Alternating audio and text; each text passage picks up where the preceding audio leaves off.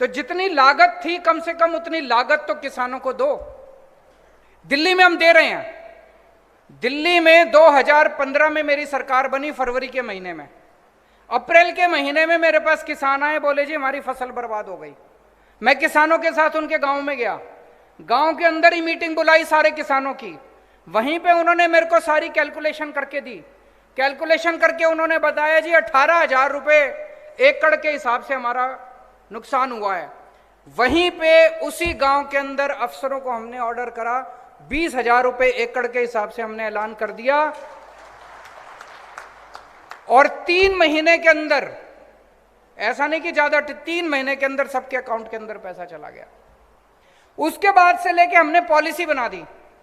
तब से लेके आज तक जितनी बार पिछले 7 साल के अंदर दिल्ली के अंदर किसानों की फसलें बर्बाद हुई है, हमने 20,000 रुपये एकड़ के हिसाब से उनको मुआवजा दिया है।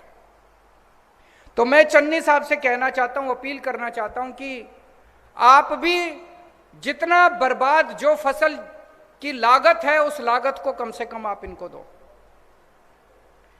और मैं पंजाब के किसानों को कहना चाहता हूं कि अगर चन्नी साहब आपको आपकी लागत नहीं देते, मेरी आपसे हाथ जोड़ के विनती है, खुदकुशी मत करो, खुदकुशी मत करो। बड़ी तकलीफ होती है, हमें भी तकलीफ होती है, हमें अपना बेटा मान लो, छोटा भाई मान लो अपना। खुदकुशी मत करो।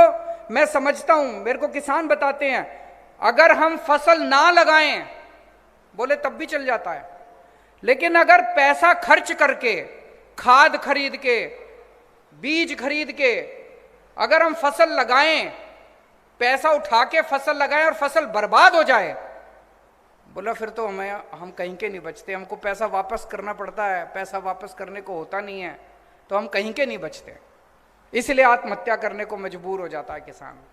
मैं आप सबसे अपील करना चाहता हूं, सारे पंजाब के किसानों से अपील करना चाहता हूं, आत्महत्या मत करना। मार्च में सरकार बनेगी, अगर चन्नी साहब ने पूरा मुआवजा नहीं दिया, 30 अप्रैल तारीख नोट कर लो, 30 अप्रैल तक आपके अकाउंट के अंदर आपका पूरा मुआवजा चला जाएगा।